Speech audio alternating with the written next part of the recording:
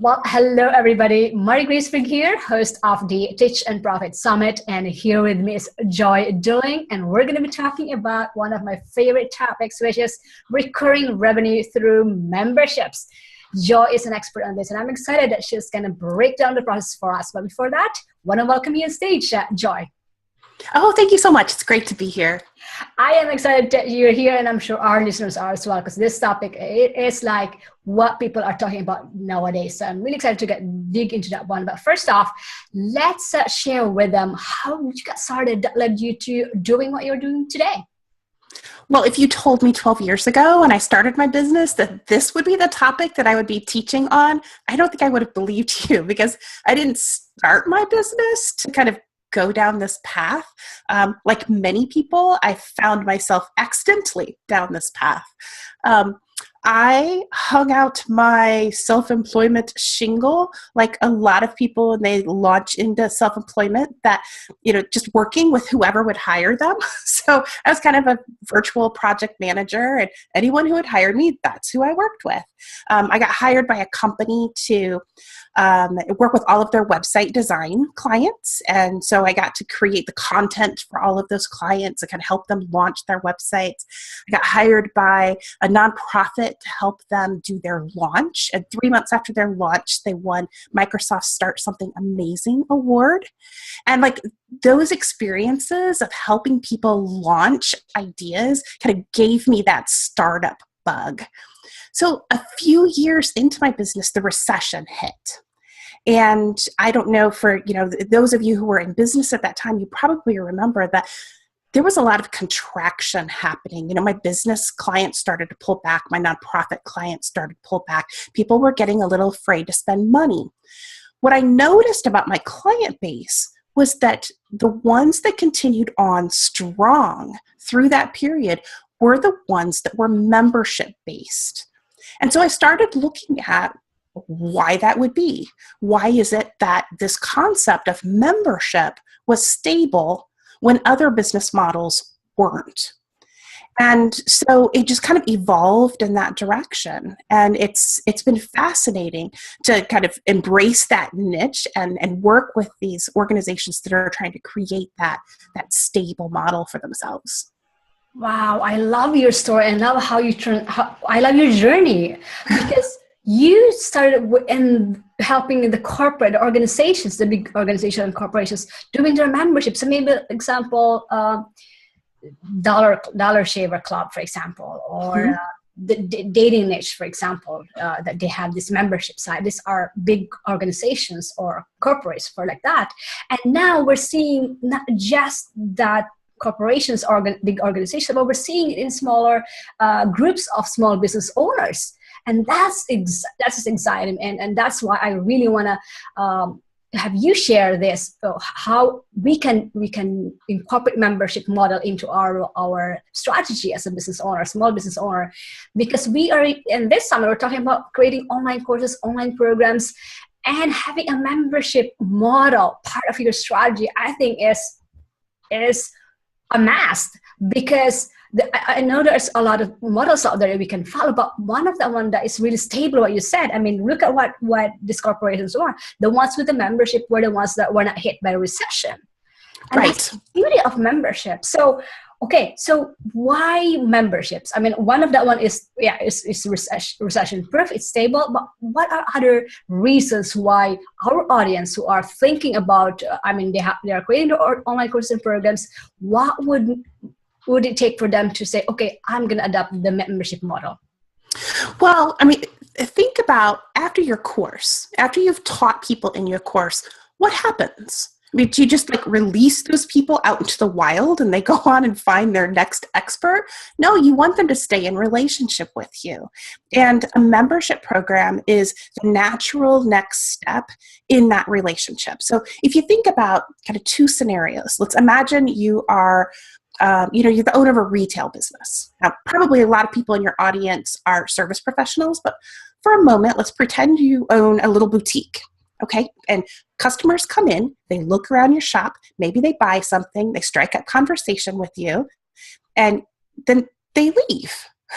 Well, It's scenario 2, the customer comes into your little boutique, they look around at things, they strike up conversation with you, they buy some things, and you say, hey, I'm having a private party on Saturday, and I really think you would enjoy it. We're going to have great food. We're going to have great music. I'd really like you to be a part of it. All of a sudden, the relationship with that customer is richer, deeper. It extends over time, and they come back into your shop more often to purchase your offerings because you've offered them that private party experience. And a membership is that. It's like hosting your own private party. It's, where people go after they've gauged in your other services, whether you're teaching a course or, you've given a speech or you've done sort of consulting engagement. It's the natural next step in the relationship. Does that make sense? Totally makes sense. And I love what you said about that one because, now you have your online courses and programs. Their natural next step is to continue that relationship through memberships. Of course, I will have more question with that one. But for example, which I can start, if you don't mind now, while we are Not at all. Yeah. Okay. So for example, they have online course or programs that is an 8-week course or program wherein you're going to be having live Q&A sessions with them for 8 weeks or coaching them like that. Now, would that be, so if you want them to continue with you, will that be the next step for them is to offer your membership, knowing that they came in on this topic? So how do you transition them? So what you do is look at the types of questions that people are asking toward the end of your course, or what types of questions are they asking after you do a speaking engagement, or towards the close of a consulting engagement, towards the end of that relationship. What are their questions? And that's going to tell you what the next step is. And you define your membership program around that. In fact, one of the resources I'm going to give you, Marie, for your folks who are watching, there's a quick concept exercise in there, so they can actually walk through that process of what is the next thing, where's the best place to focus for their membership program. I love it. I love it. I can't wait. All right. So let's talk about your process. Now that we are convinced that, membership is the next step for our online course and program. So let's walk them through your process. I know you have a system that you have proven and you help clients to get results from this. So share us with that one and I'll let you present that one. And then if I have questions, I will just raise my hand. Okay. Well, I find that people who've been thinking about possibly starting a membership program, if they haven't done it, they've tended to get stuck on one of 4 areas. So if we talk about each of those 4 areas, I'll bet people who are listening will find themselves in one of these, one or more, maybe even, of these 4 areas. So the first area that we look at is structure. People get stuck because they don't know what they should put into their membership program, and then they don't know how much to charge for it. They don't know how to structure it. So it's kind of that creating the content of it. The second area is technology. So you have people who just, technology is not their thing, and the idea of creating this membership site and having to deal with this technology really freaks them out. So that's the second area. And then the third area is marketing. The question is, okay, if I go through all of this work to actually set this up, then will anybody actually come? If I build it, will they come? And then the fourth area is management of it. So, if you're already successful in your business and you're already busy taking care of clients and you're speaking and you're promoting and you're doing all of this other stuff, do you really have time to add yet another thing to your to-do list? And so a membership program can feel like a lot of work. So usually it's those 4 things. And so I can walk you through kind of my top secret for each of those areas, if you think that would be helpful. That would be really helpful. Okay. I'm ready. So if we look at structure, the best advice that I can give someone in setting up their membership program is that bigger is not better. So when people are doing a membership program, they tend to think that in order to create value, they have to throw all of this stuff in it. And not only does that make it really hard to get launched, it makes it really hard to get maintained. It makes it really hard for your people to actually get results because they get in and they just get overwhelmed with what's there and they don't know the pathway through it all. And, it kind of backfires on you. So the best advice I have kind of in that structure area is to stay focused on what's the transformation that you're trying to help this person create. So whatever your area of specialization is, your membership should not just be throwing a lot of information at people, a lot of resources at people. We live in a world of information overload. There are dozens of webinars on almost any topic every single day. There are blogs, there are article data. I mean, there's so much information out there. People don't need more information. What they need is a fast path to the change that they want to see. So do they want to be a better parent? Do they want to book more speaking gigs? Do they want to, network with people who can help them take the next step in their career? What you have to do is identify what is it that your people want and how is it that you can support them getting that change in the least complex, fastest, easiest way. And that's going to be where you find your membership magic.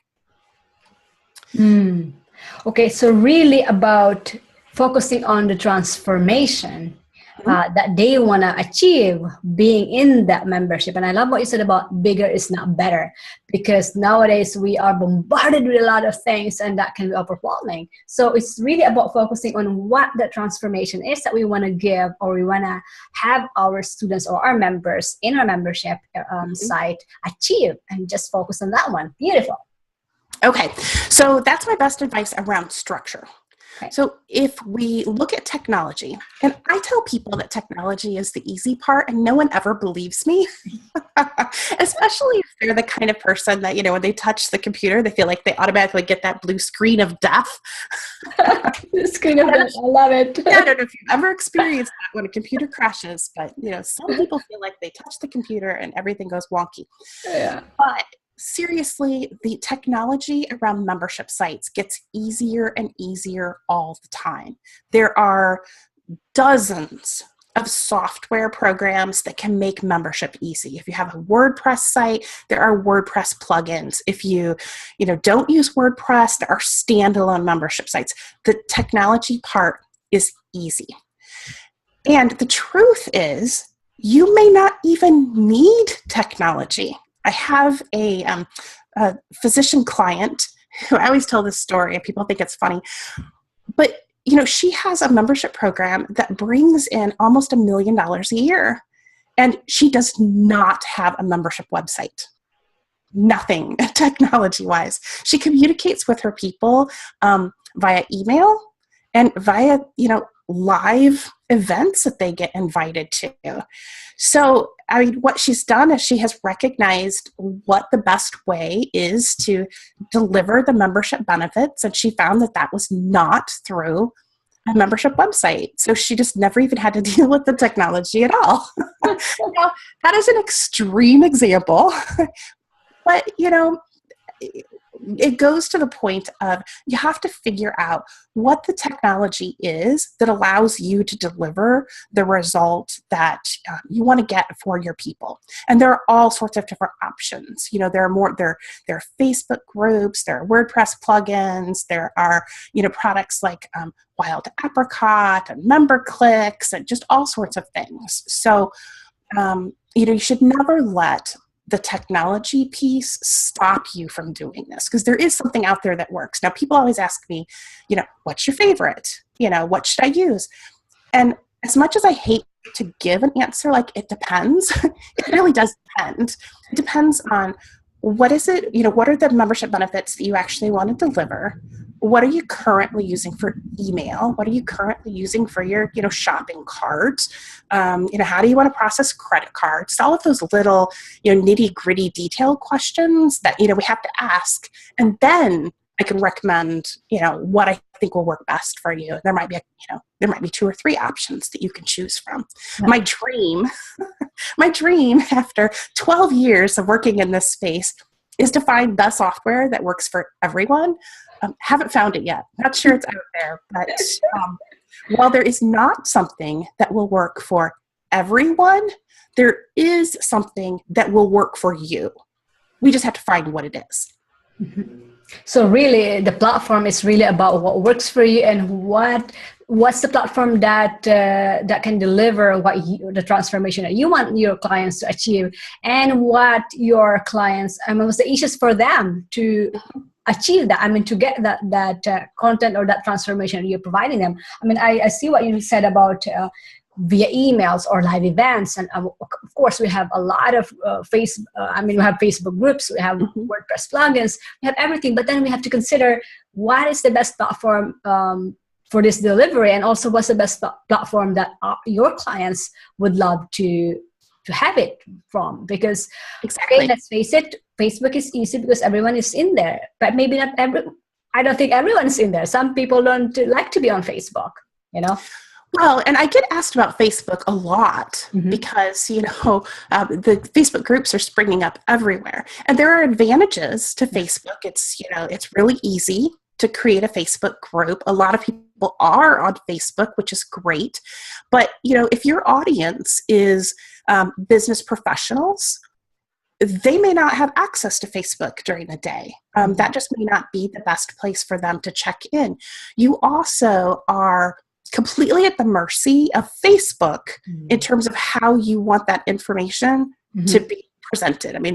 They're going to present stuff in the order that they want it. They're going to categorize it the way they want to. And, if you have a really active group, it's going to be really hard for your members to stay on top of the posts because they very quickly get, pushed down in the group feed.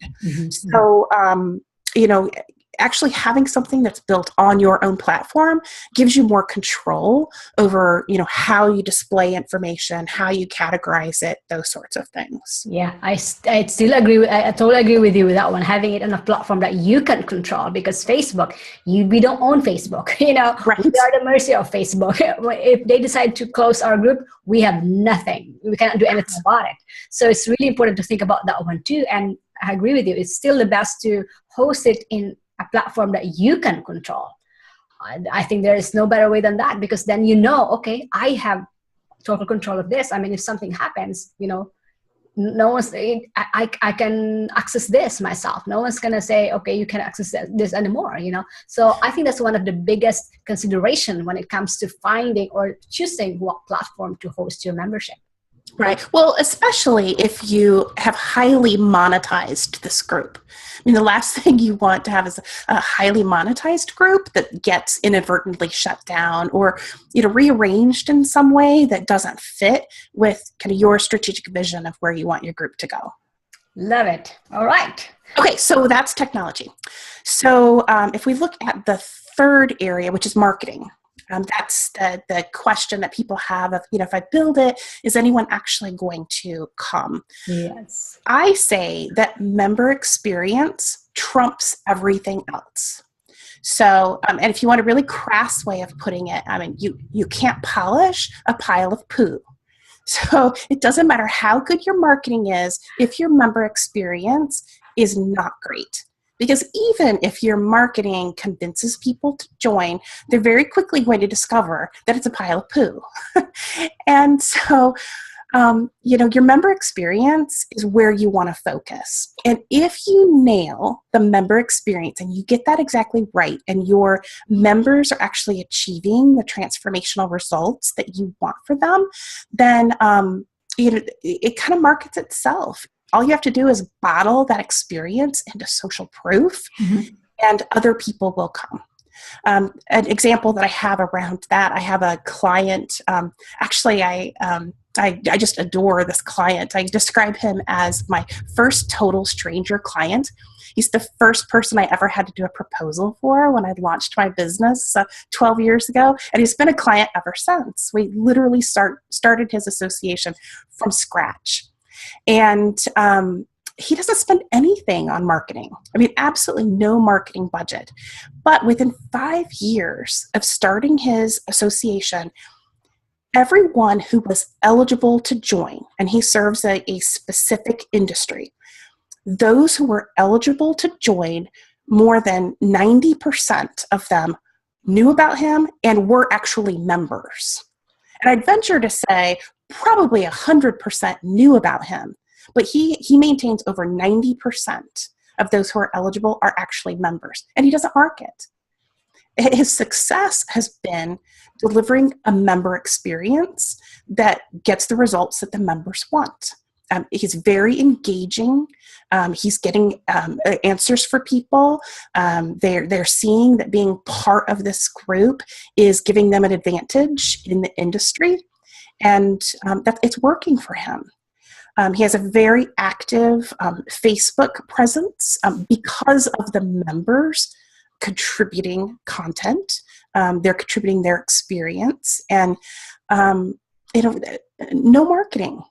So, that doesn't mean that he isn't out there, talking to the other 10% about, why they should join, but he's not running Facebook ads and, doing big marketing campaigns and such. He might, reach out once a year when he's getting ready to do his membership renewal and say, hey, you haven't joined yet. Would you like to? But he doesn't have a big marketing budget that he applies to it. So that member experience trumps anything that you can do around marketing. I can see that. It really is about focusing on retaining those members, making them happy so they don't leave. They don't want to leave. They just want to stay there because they are having great experience. They are able to achieve the transformation that you promised them. Beautiful. And that's what's truly unique about membership from any other type of business model is you not only have to sell a product, which is the membership, you have to get people to engage and you have to get them to renew. And that's very different than just selling a one-time product. Yeah, you're right. So member experience is what's going to do that engagement and renewal for you. Yep. Okay. Okay. So the last piece where people tend to get kind of stuck on the fence and not sure if they want to do this is the management piece. How do I, if I'm already busy, how do I manage all this? And, creating a membership is going to be a whole lot of work. Well, I have a couple of things that I could tell you around that. First of all, if you have stayed focused on that transformational experience and you're not throwing everything into your membership and turning it into this big complex thing that's hard to manage, I mean, that's solution number one. Just don't do that up front. Keep it easy for yourself to manage. But then the second thing is I have this rule that I tell all my clients, I call it my 10 times rule. And I say that you should not start doing anything in your membership program that you would not be able to do or you wouldn't want to do if you had to do it for 10 times more members. So a lot of times people will start things because they only have a few members. And what is very doable for 10 members feels very different when you have 100 members. So, you stay away from doing things like Excel spreadsheets to track different things. You don't put together really complex welcome kits. I have a client who, when they first came, they had, what they called kind of a shock and awe welcome kit that they would send to every member.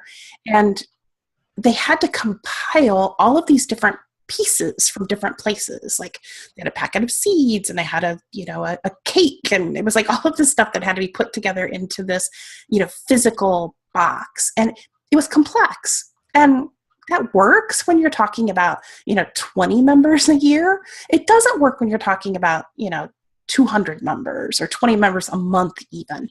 So, I had to look at, what is that process and how can we simplify it? But those sorts of things that, people tend to do when they're very early into it and they're, super excited about putting together this membership, they will inadvertently set things up to be very difficult for themselves. And if you could just know going into it that you don't have to do that to get, good value for your people, and you don't want to do it if you want it to stay manageable for you over time. Everything should be scalable. Wow, I mean, simplicity and scalable. I mean, that is the word, and I agree with you. I mean, sometimes when we get started, we are so focused on, okay, all right, we are excited, we want to provide everything for them. But of course, when we get started, we only have like probably 10, 20 people. And then when you grow to like 100, 200, I can imagine, that will be overwhelming unless you have like a full team that can deal with those. So it's really important to simplify it, but at least also focus on that is scalable. And even if you have a team, if you have set things up to be overly complex, it will be more expensive for you to have your team handle something that's complex versus something that you've kept simple and streamlined. So you'll make it more cost effective for yourself if you, keep focused on, what can you automate? What can you scale really easily? What can you create that is no more difficult to run with, 100 people versus 10 people? All sorts of advantages to keeping it scalable.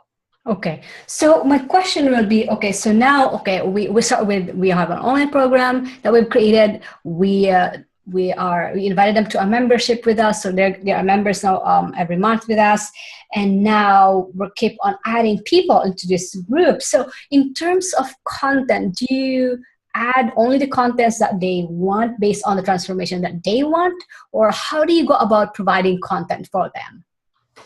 Well, again, it boils down to what's the transformation that you're trying to support and what's the best way to deliver that information to them and get them to move through it. So, I've had clients who they've decided that the best way to do it is to have kind of a monthly cycle that they go through. So week 1 of every month, they, do this, week 2 they do this, week 3 they do, and they just do that every month, and that gives them a pattern to repeat, but they stay focused on what it is that the members are needing to get out of the membership. And you check in with them via surveys, via implementing games into the membership. There are all sorts of ways that you can kind of check in with people to make sure that they're engaged, they're getting it, the value is being created, and you monitor for that as you go along. Okay, got it. Levels are going to vary depending on what it is that you're putting in. Stay-at-home moms are going to need a different type of content and a different frequency than maybe IT professionals. Okay, so let's get an example. Let's provide an example, if you don't mind. Maybe a short example. So let's say, I have a program called JV Profit Lab, wherein it's a 6-week program where I walk them through how to get JV ready, how to get how to find JV partners, and then the end result, really the transformation, is how to make money doing a JV promotion. So I'm helping them do a JV promotion or JV launch. Now, after that one, so if I want them to continue with me, my next step will be a membership. So walk me through, this is my idea, this is my online course. Can you walk me through how to create a membership from my online program? Because I want to give our audience like a visual of, I want them to see that, I have this online course that I just created. I want to create a membership as their next step. I want them to see how we can do that by you walking me through, like as an example, if you don't mind. Not at all. I don't mind at all. So my question for you is, people get to the end of your course, and what's the next step for them? What do you want them to do with that information, and what problems are they going to run into when they get out there and they start doing this in the real world? Yeah, so they want to continue finding and getting joint venture partners to do promotions with. Okay. So you have some options when you're putting together your membership program. Your membership program could be peer groups where they're supporting each other around, going out there and doing the work and kind of holding each other accountable for creating those JV partnerships and doing check-ins. And then you can provide them with ongoing guidance regarding the problems that they run into. But it's really going to be kind of implementation focused for you. I mean, that's where I would go if I were you. I would look at the implementation of that work and the problems that they're going to run into. So maybe each month is a new kind of advanced topic that you are teaching them around JVs. And you are, the membership is going to appeal to those people who actually want to do this work. It's going to be the implementers. They're going to be interested in going on into the membership because they want that continued support. They know that when they get to the end of this course, they're going to have questions and they're going to run into problems and they'll be looking for that solution. So they don't want things to go wrong once they get out there and start implementing. Does that make sense? Totally makes sense, and I agree with you. So helping them implement, and then get their answers and help them with their questions too, providing that support and guidance. At the same time, also facilitating connections with each other, because that's the beauty of being in a group. You never know, there is a potential JV partner for you. So if you can help facilitate that connection, by educating them on how they can work together, how they can promote each other. Community experience can be really powerful. Yes, love it. Okay, so I love your concept about every month you do a training on specific topics that helps them within that, help them implement or help them achieve this transformation that they want to achieve. Because that's like ongoing education for them. So you're also providing education, at the same time you're also providing support. So in terms of support, let's say a group coaching, Q&A, for example, with me, how often do you recommend doing that on a membership? So let's say, going back to the example which is about the JVs, how often you think will they need in terms of Q&A with them, or in terms of support, in terms of access to you? Well, I think that's going to depend on your audience. I mean, I would start with getting people together either, once or twice a month. I don't think it has to be weekly, as long as you have some other ways of touching them during the month. But I think in terms of gathering people together, anything more than a couple times a month is going to start feeling too time consuming, because you want them to actually be out there doing the work. Yeah.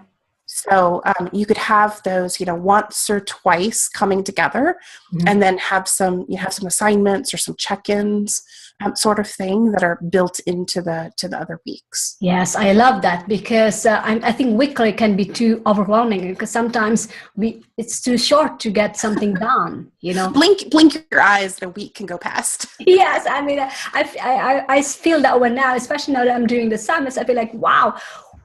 Sunday already? I mean Monday already. It's just been Monday. It's like time flies so fast. So yeah, I agree with you that frequency, it's not about too much, because otherwise it's too overwhelming for people. Love that. But again, what works for you, Marie, around this JV concept for a membership program may be completely different for someone who is putting together some sort of support group for moms who are dealing with a child's chronic medical condition. That may be a very different meeting frequency for them. Because they're dealing with a crisis situation, and they may need to come together more often. Yeah. So you have to look at who's your audience and what is it that they need, and what those moms might need who are dealing with a chronic medical condition is. They just might need some sanity in their world, and, a sense of comfort that, there are other people going through the same thing that they're going through. And, so they need that frequent touch points with people.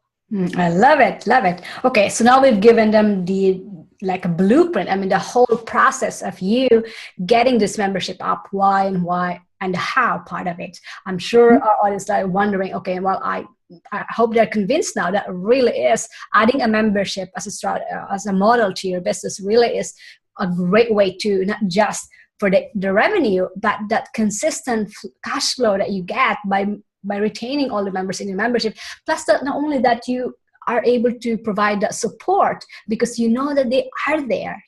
It's one way of being able to help them on a continuously basis versus just one off. And that's what I love with memberships, because you know that you can help them achieve results because they are there. It's just that, okay, after 90 days, well, kind of very short, to create that transformation for a lot of people. So I love that model. So rapid fire questions before we wrap up. First one is, what has been your best business building strategy so far?